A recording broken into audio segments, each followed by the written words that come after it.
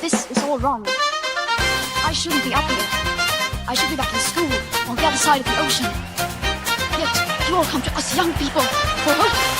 How dare you! Boring. Boring. Boring. Boring. You got it. Look, don't tell us what we're going to feel.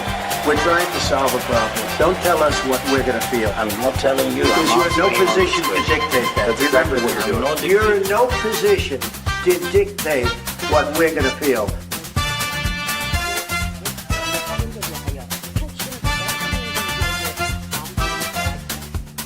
I call again for an immediate ceasefire in Gaza, the return of the sausages, the hostages.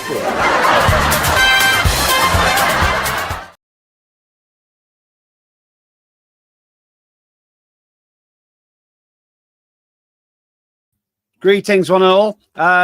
Welcome to another edition of Lembit Öpik Limited here. Lembit Öpik live, not limited, live. It's unlimited here on Unprecedented TV, where we find the facts, kill the spin, and tell it like it is all around the world. Today, we're going to be talking about Keir Starmer's decision, odd decision, some would say, to go to Egypt, Sharm el-Sheikh, to apparently try to attend some kind of a peace celebration invited by Donald Trump. Before we go there, though, thanks very much for all of you who are viewing, and more than anything, for your continued support when it comes to the ever-growing numbers, especially on YouTube. Please do subscribe to Unprecedented TV. Doesn't cost anything, but the numbers themselves, for reasons which take too long to explain, really do help us. So for the 1,000+ of you who are already with us, thank you very much. Let's make it 1 million at some point.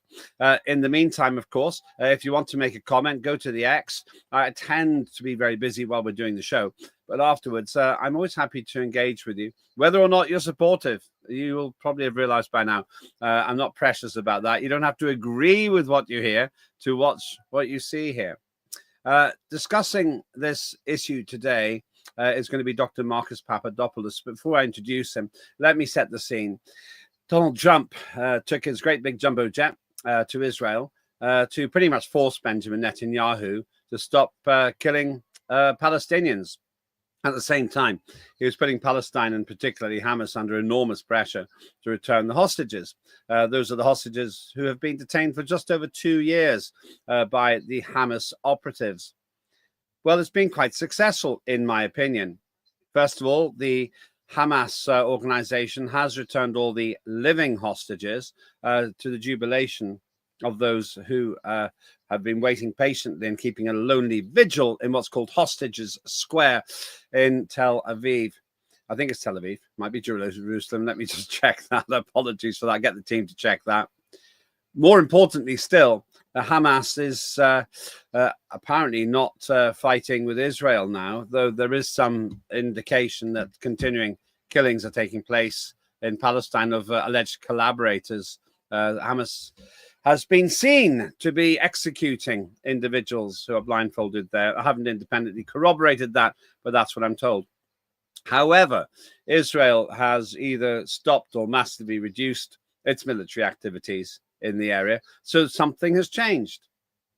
Then, after Donald Trump spent hours longer than had been scheduled in Israel, that was pretty predictable.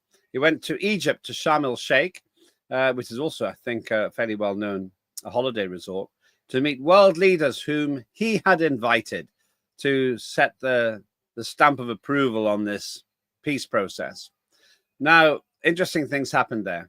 As always, Keir Starmer turned up for the photograph, having paid almost no useful part, as far as I can see, in the peace talks themselves. But it went badly, and we're going to talk about how it went badly for him. Even more importantly, Donald Trump had the great PR victory of having one-to-one photographs with just about everyone who attended. Not sure how many of them were happy to do that, but nevertheless, they did. Put all that together, and Donald Trump has scored a massive personal PR win. In addition, perhaps he's created the kind of political circumstances that genuinely mean there's going to be an improvement in terms of peace. And that's what we're going to find out and discuss with Dr. Papadopoulos in a minute.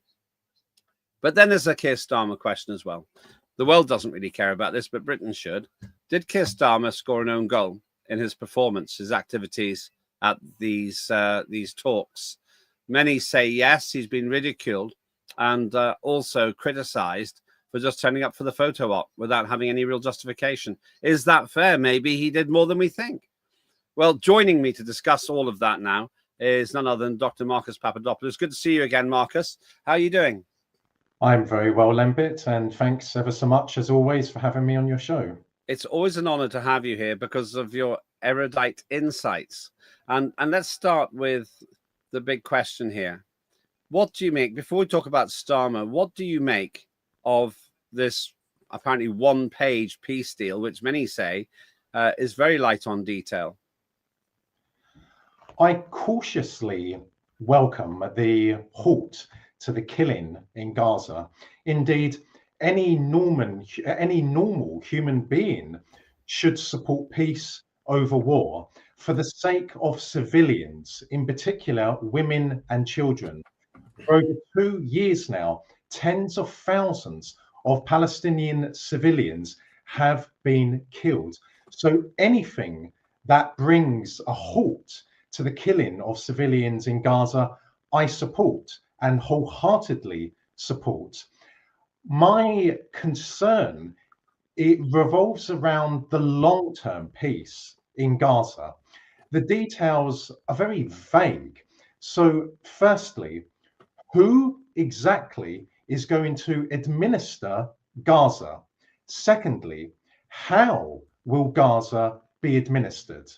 And thirdly, whilst the White House has denied reports that US troops will be deployed to Gaza, they will be deployed to Israel, we are told, but they will not be deployed to Gaza, is something that does concern me, because if American troops enter Gaza, then that will paint a very different picture over this, quote, peace plan for the region. Mm-hmm. We must remember that history tells us that when American troops set foot on foreign soil, they rarely leave voluntarily. Going back to the point about who is going to administer Gaza, all of us have heard reports that Tony Blair could be given that position. If that was to materialize, then quite frankly, Lembit, I would be sickened to the depth of my stomach. I would be absolutely appalled. One of the worst war criminals in the world today, administering a region which belongs to another people, whom the people have no time for, whom the people would never want him to even set foot on their territory. So, in short, I welcome the halt to the killing in Gaza, but I am cautiously optimistic. Just in terms of Tony Blair, that's pretty damning criticism of him there. Some would say that because Tony Blair played such a central role in getting it wrong in Iraq, he's desperate to redeem himself, and he spent the last 2 decades trying to repair his legacy. Wouldn't that be a reason to actually have him there, because he's so desperate to right the wrong which will forever stain his, or at least at the moment, looks like will forever stain his legacy? Well, let me respond to that with an analogy. Someone commits murder or multiple murders. They are arrested, charged, and put before a court of law. And the person who has carried out the murder or the murders says to the court, I wish to be released because I understand I have done something terrible and I wish to be redeemed. Well, a court of law wouldn't listen to such an argument, if we can call it an argument. The person would be found guilty and would be sentenced to prison. So Tony Blair has a very, very long, dark track record of committing crimes against humanity, which started, of course, in 1999 when NATO commenced its illegal, murderous, and unprovoked war of aggression against the Federal Republic of Yugoslavia.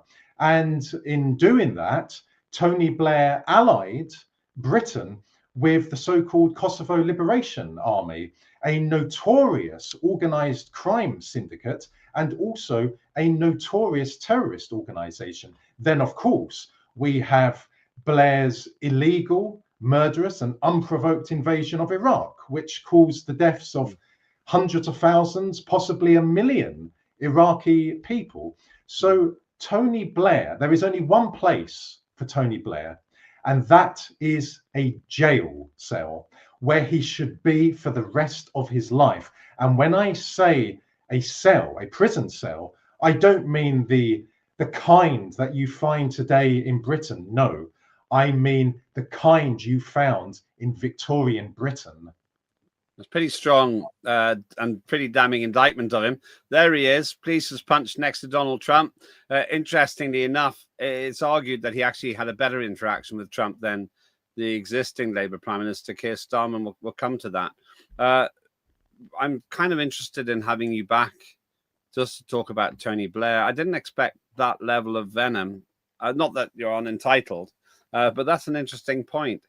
Let's think about the performance of, before we look into the peace process and Starmer a bit more, let's look at the performance of Donald Trump in terms of Benjamin Netanyahu. Some say, many say, that Trump absolutely strong-armed Netanyahu to stop killing Palestinians. To what extent is Trump entitled to expect praise for doing that? I think on the one hand, it is clear that Trump is beholden to the Israel lobby in America. But on the other hand, I sense that behind the scenes, there is tension between Trump and the Israeli leadership, and in particular, Netanyahu. I don't pay too much attention to the praise that Netanyahu heaped on Trump and the praise that Trump has heaped on Netanyahu on the past, because I believe that is mainly for public consumption.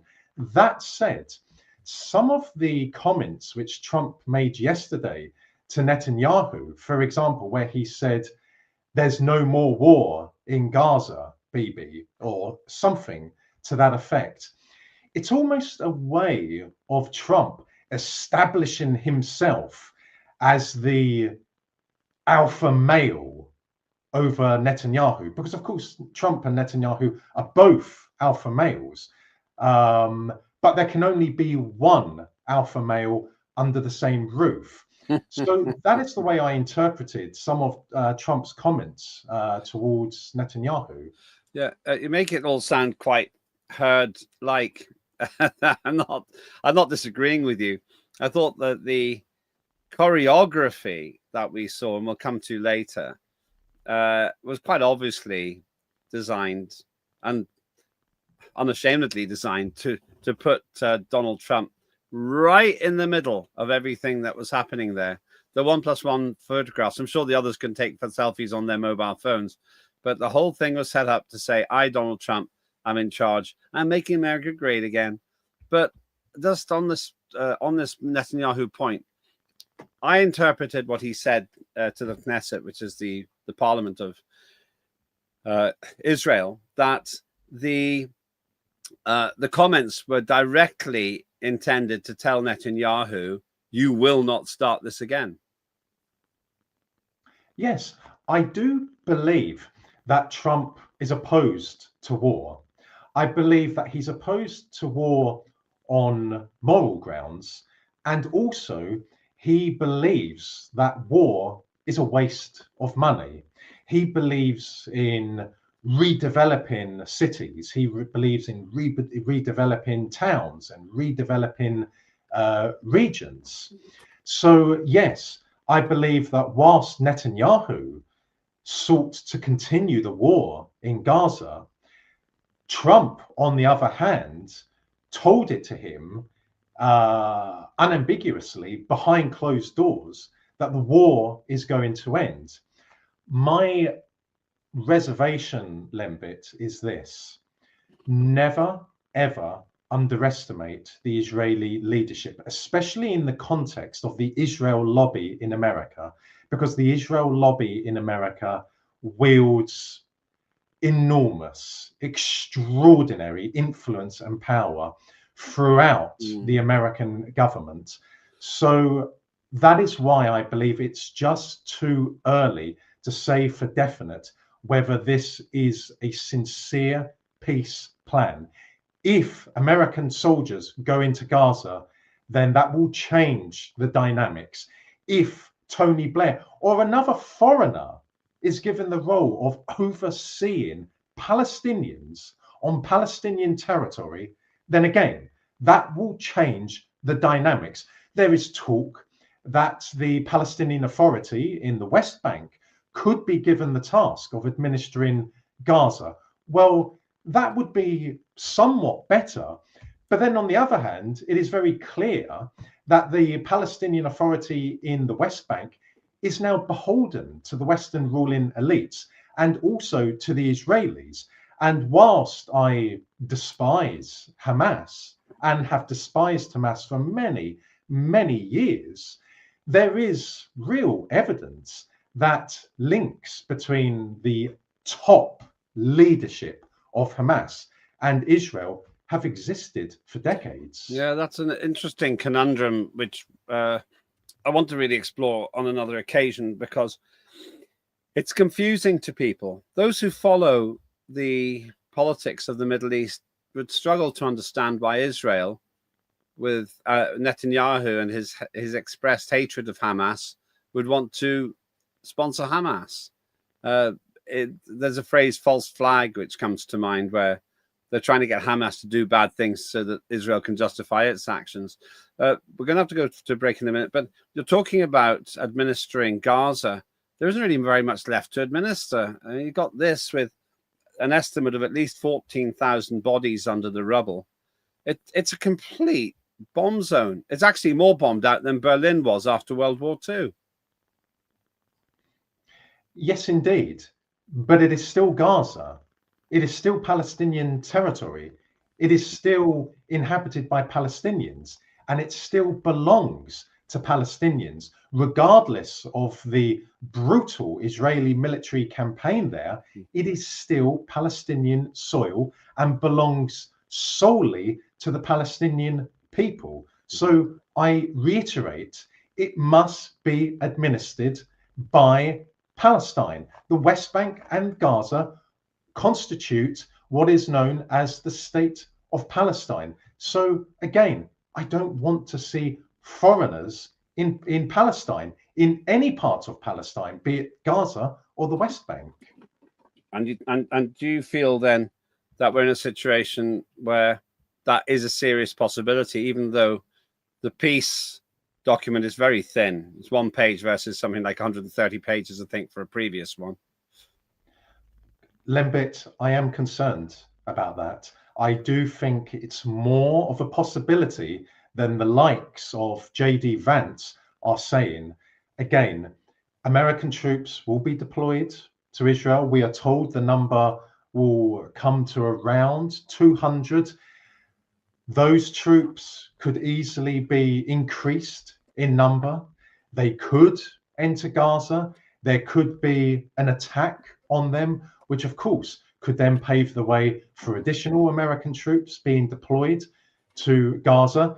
If that was to happen, however, how would MAGA respond? Because one of the fundamental pillars of MAGA is this: no American troops being deployed abroad, no American involvement in wars abroad. So I think Trump has to be very careful with this. Yeah. After the break, I want to talk with you, Dr. Papadopoulos, on Keir Starmer's performance and what seems to many to have been yet another terrible blunder when it comes to public relations, on the basis that he turned up for the photo opportunity, and the photo opportunity essentially went wrong. Is it the case that all he really does now is show up to be seen? Well, we're going to talk about that in a minute. You have your say as well. If you like what you're seeing here, please do subscribe to Unprecedented TV on YouTube.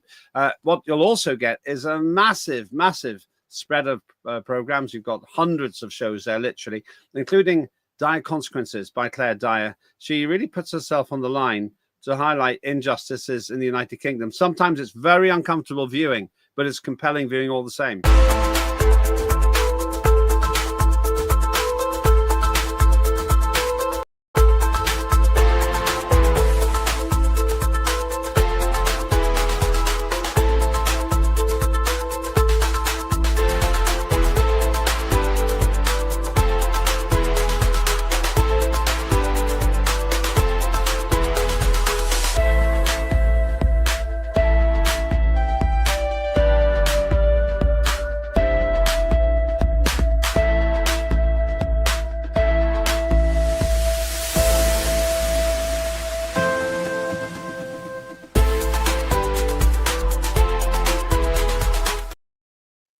That is Dire Consequences on this morning, actually, and regularly replayed. You can find the whole archive at Unprecedented TV on YouTube.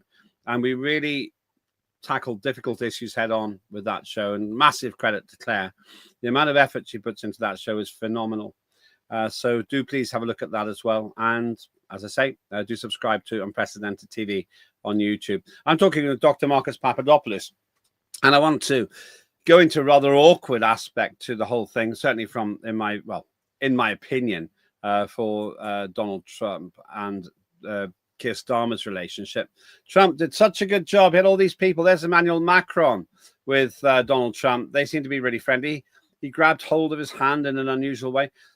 Photo opportunity after photo opportunity for all these national leaders. And it seemed to me that Keir Starmer was quite far down the track, and it just didn't go very well.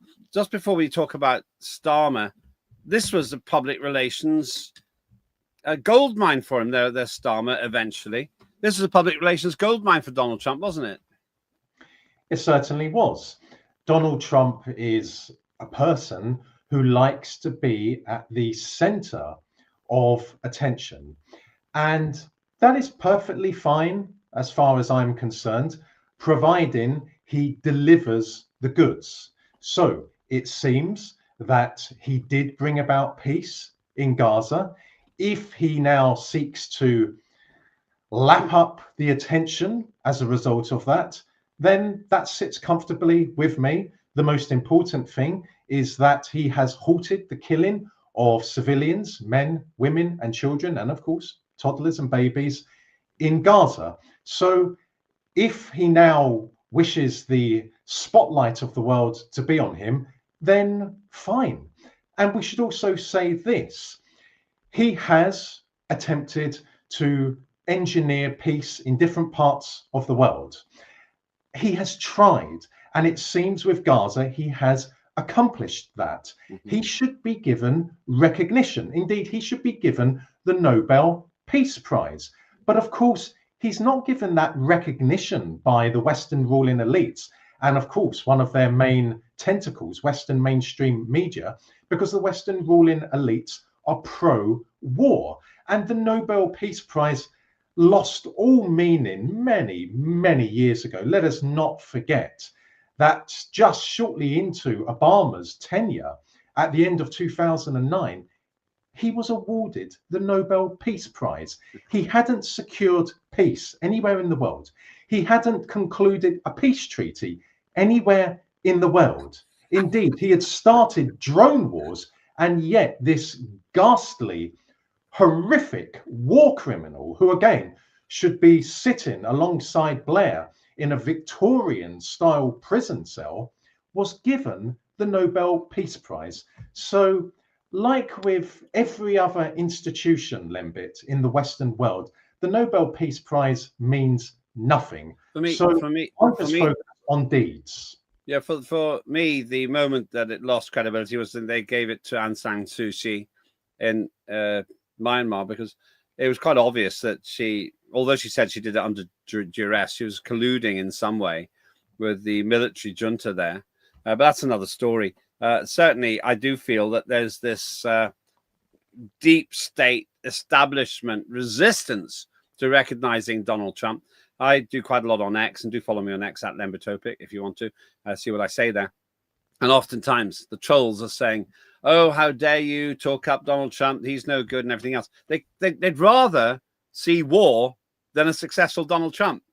But maybe you're right. What it is, they don't want Trump to be in because they prefer to have war, and they think Trump might be a problem for that agenda. Let's look at Keir Starmer's involvement. He turned up in the aeroplane and so on. And I actually have to say, when he turned up, he didn't look very statesmanly when he comes down these steps. We'll see him in a moment. And he did better than Macron did when he went over to the Far East. But Starmer comes down the steps not as a statesman. He just looks like a guy who's arrived on holiday. And then, of course, later on, and we'll look at the clip, it was just hugely embarrassing. Here he is. He just doesn't really look like a prime minister. He just looks like a man who's arrived to see his relatives or something. There's just a lack of stature. I'm not quite sure why, but he just doesn't look right. And I often think he doesn't look like he's part of the job. There's a bunch of people there. Hi, I'm your Uber driver. I'll take you to the hotel. Don't worry about your bags. That's how it feels. But the problem, I think, all the time with Keir Starmer is he just doesn't look the part. Your impression, first of all, what do you think overall of Keir Starmer? Then we're actually going to look at what looked like to me a terribly embarrassing moment that he was warned about, where Donald Trump appears to snub him. But what's your impression of Keir Starmer as an international statesman, Marcus?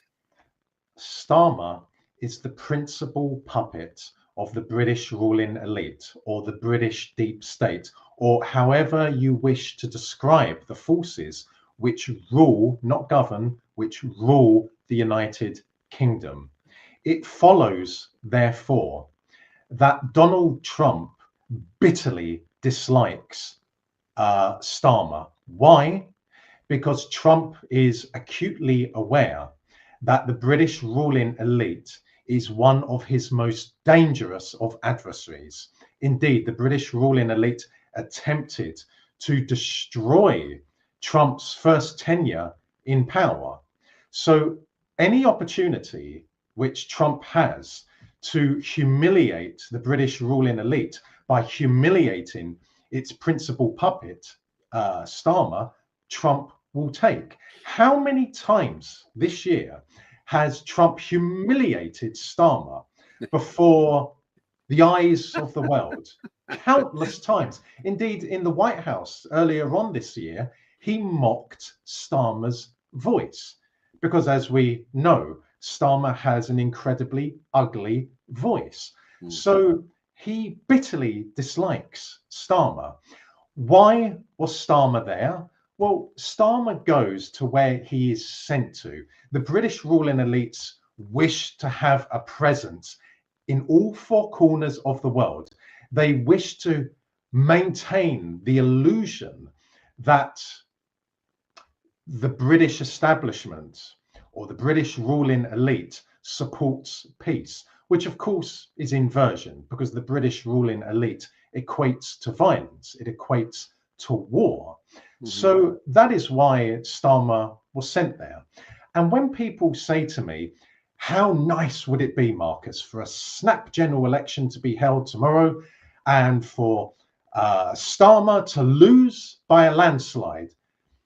My response to that is this: he wouldn't care in the slightest bit. He is not like you, Lembit. He is not like other normal human beings.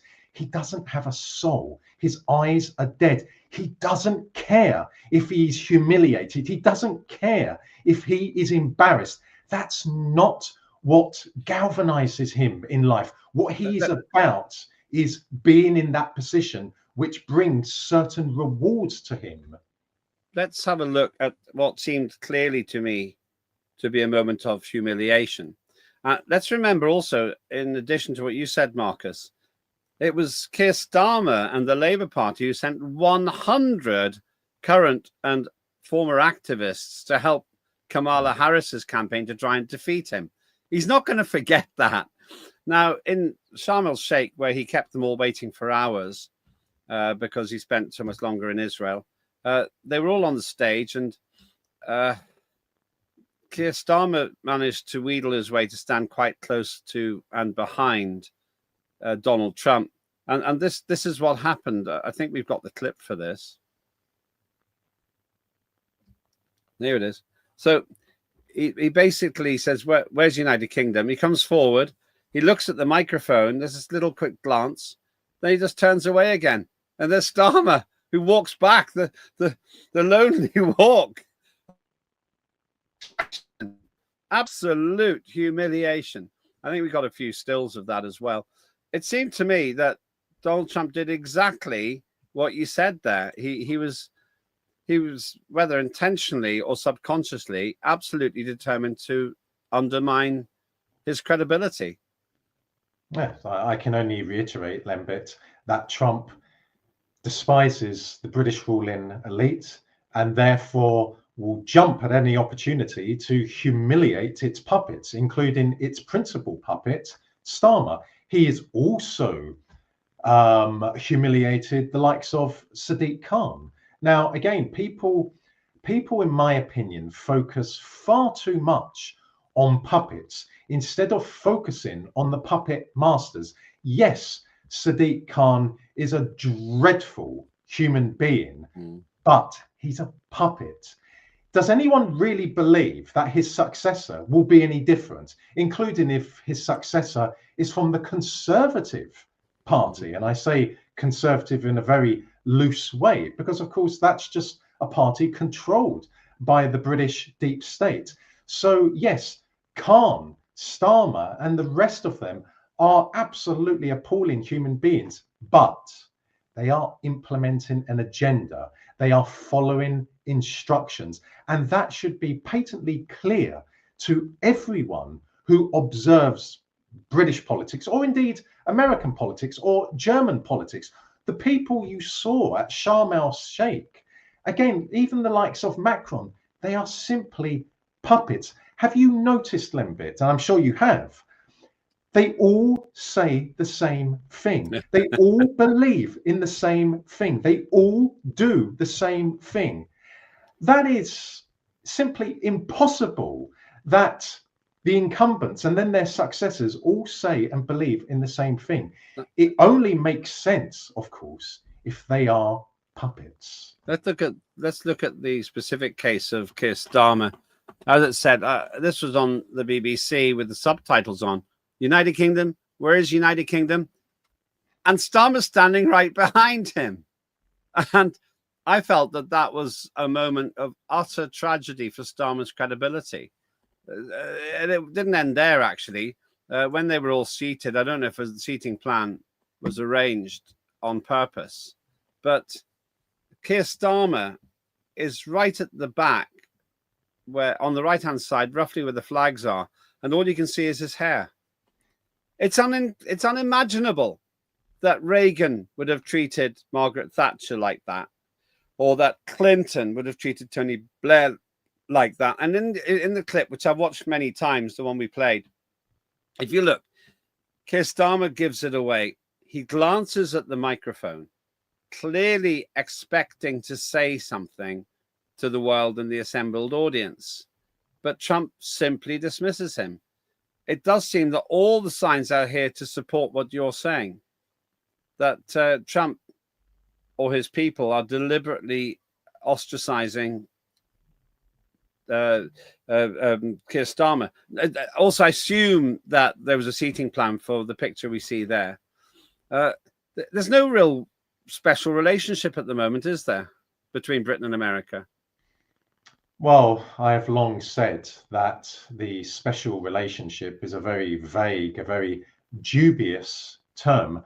But what is abundantly clear is that at present, behind the scenes, but also explicitly, there is a bitter struggle going on between Trump on the one hand, and on the other hand, the American and British deep states. Now, British mainstream media, which, as we all know, is neither free nor independent, attempts to depict Trump and Starmer as having a good friendship with one another, as enjoying a good rapport with one another. Well, that is akin to British mainstream media denying the very existence of human beings on planet Earth, because it is abundantly clear that human beings exist, and it is abundantly clear that Trump despises Keir Starmer. But of course, British mainstream media, like the politicians in the UK, follow orders. They are puppets. They are useful idiots. So the British deep state wants to portray the image that all is fine between Washington and London. And therefore, British mainstream media will say that Trump and Starmer enjoy a good rapport with one another. Well, the evidence before our very eyes says the complete opposite. British mainstream media is the epitome of deceitfulness. Yeah, I find that when I listen to the state-sponsored station, the British Broadcasting Corporation, going on and on and on, they're very euphemistic about a couple of things. First of all, Hamas is having trouble finding the dead bodies because there are buildings on top of them. My assumption is that many of the hostages killed were killed by Israeli fire. Nobody wants to talk about that on the mainstream. It's interesting. If I had lost somebody in those circumstances, I would definitely want to know how and why they died. But in terms of what we're discussing here, they're giving Starmer a fairly easy ride. But the body language said it all. If there was any doubt about what you're saying now, Marcus, if you watch that 20-second clip in detail, we're not going to do it now, but if you watch it in slow motion, Trump, first of all, says, "Where's United Kingdom?" And he's right behind him. He summons, it seems to be the case, Keir Starmer with his hand like this, shakes his hand. Starmer looks at the microphone like that. I know, I'm a public speaker. I know that means he was sizing up the microphone. Is it in the right place? Is it the right height for me, Keir Starmer, to make a speech? And then Trump turns his back and Starmer's face falls and he does a classic mistake. He turns his back to the audience and walks right to the back of the stage. And then he stands there. And later on, he actually crosses his arms as well. It does seem to me that Trump has totally dismissed Starmer in a way. I've never seen a British Prime Minister being dismissed by an American president before. Indeed. And I'm not aware of a British Prime Minister having been treated like that by an American president in public. Of course, behind the scenes, there has been tension between American presidents and British prime ministers. So, for example, during the Suez Canal crisis, there was very serious tension between Eisenhower and Eden. But certainly in public, there has never been this sort of treatment of a British prime minister before by an American president. And it just reinforces what I have said, that there is a struggle for power going on in the Western world between Trump on the one hand and the American and British deep states on the other hand. I am not, of course, attempting to depict Trump as a savior. I am not depicting him as someone who's going to liberate the Western world. But what I have said about him from day one is this: I will take anything good that he does, even if it's 5%, 10%, I will take it, because before him, we in Britain, in America, we received nothing, absolutely nothing. And Trump so far has, in my opinion, implemented a number of good policies. For example, sealing the border between America and Mexico. That is good. He has very clearly expressed his love for Britain and the British people, whilst at the same time clearly demonstrating his hatred for the British ruling elite. So I can only reiterate, I will take whatever good comes from the Trump presidency. The 38 degrees is in the chat, and you can all be in the chat if you want.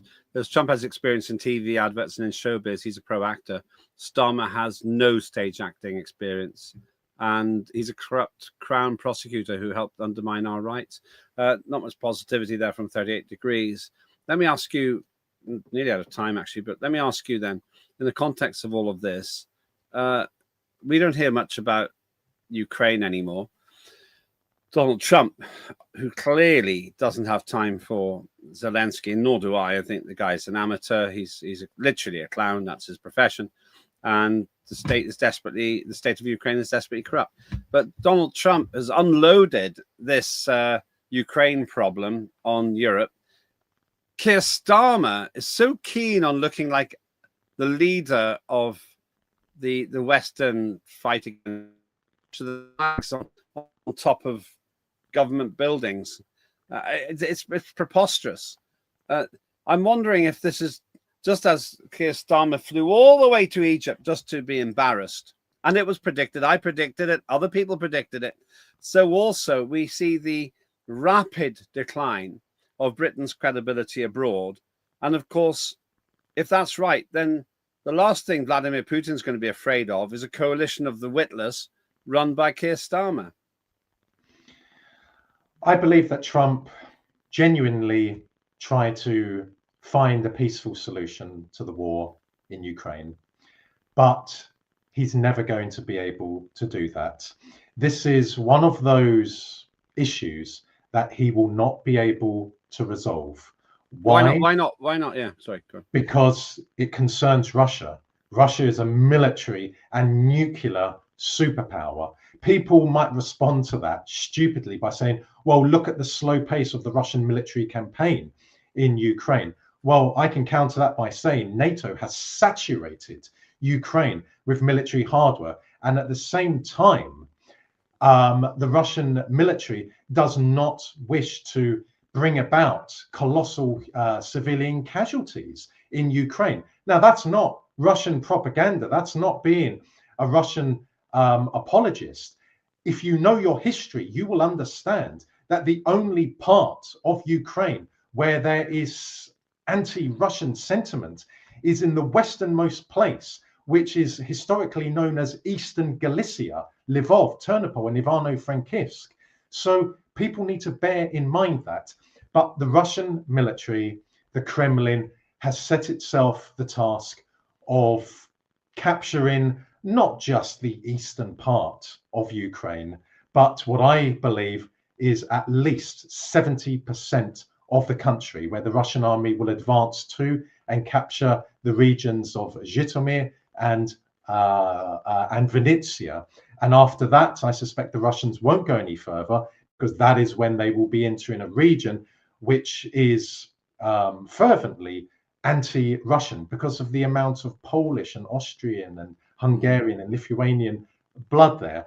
So Trump, even if he tries again to bring about a peaceful solution there, it's not going to happen, because the Russian leadership historically thinks in the long term. The Russian leadership historically thinks in terms of centuries. So by capturing either all or more probably most of Ukraine, that will ensure that the southern belly of Russia is guaranteed forever. And that will mean that NATO cannot threaten Russia in that part of the world. Yeah, that's so whether it takes 10 years or 20 years or 30 years, the Russian military will keep on going. Yeah, we've gone a bit further into the Ukraine. It's my own fault that I showed you the Ukrainian flag, which you see as a red flag to a bull a little bit. I could have predicted that, Marcus. I want to finish, and we'll talk more about that on another occasion, because it's all gone quite quiet in the Western media when it comes to the question of Russia. And I suspect that's because they're not too happy about what they have to report, which is progress by Russia, inexorable progress by Russia. But we'll talk about that on another occasion. I want to come back to where we started, Dr. Papadopoulos. Trump, big victory for him in terms of public relations. And it seems to me another decline in the credibility of the United Kingdom in Sharm el-Sheikh. Yes, I agree. This cessation in hostilities in Gaza has been brought about by Trump and, of course, his administration. It's not, after all, a one-man show. So all credit to Trump and his cabinet for bringing about peace in Gaza. The one caveat I would attach to that is I sincerely hope it will be long-term peace. And when it comes to the status of Britain, if you see whether this is a slightly better picture. Oh, incidentally, Hostages Square is indeed in Tel Aviv, as I assumed. And apologies for my ignorance on that. I always assumed it was a Tel Aviv location, actually. But if you look at this picture, you got Donald Trump right in the middle there signing things. And right on the right, it's a slightly cropped photograph, but you still get a picture of it. Where the plant is, you just see the top of the British Prime Minister's head and a bit of his glasses. That's not what you'd expect if Donald Trump was taking Starmer seriously, is it? Not at all. It symbolizes Trump's hatred of the British ruling elite. Mm. And at the same time, of course, he's made America a lot greater than it was before in terms of the public view. If you had one piece of advice for Keir Starmer, maybe he's watching this as he's flying back with his head in his hands, what would be your advice to Keir Starmer? Believe in God and be afraid of God. Two things that he doesn't do. That's really interesting. I have to say, expressing my own views, if you profess atheism, you're professing a belief in meaninglessness. That's my opinion. There'll be viewers who disagree with that, but I think that's at the heart of it. If you were to say to Keir Starmer, what do you stand for? I think he'd be really hard pushed to answer it. He'd give you a tactical answer. He'd say things like better conditions for pensioners or better housing. He wouldn't understand the question, I think. Dr. Papadopoulos, very good to see you. Thank you very much indeed. That is Marcus Papadopoulos. You can have your say as well. Maybe you disagree. Maybe you do agree. Thank you for the vociferous contribution of 38 degrees, 38 degree of corporate V customer. It says the right to life just written off by votes maybe is the answer to what do you believe in. And if the world did put Putin jokes, he would squirm. Thank you for watching. Do have your say. We probably have, if you're watching this live, we probably have Nick Buckley on tomorrow, but lots of other great shows today as well. So do keep watching. And if you missed something, go to the archive and subscribe to Unprecedented TV on YouTube. The more subscribers we have, the more we can do. For now, though, very grateful to Marcus, our guest, very grateful to the team, but more than anything, grateful to you for taking the time to watch. I hope you learned something. I'm Lembit Öpik. That was Lembit Öpik Live here on Unprecedented TV. Have a good day.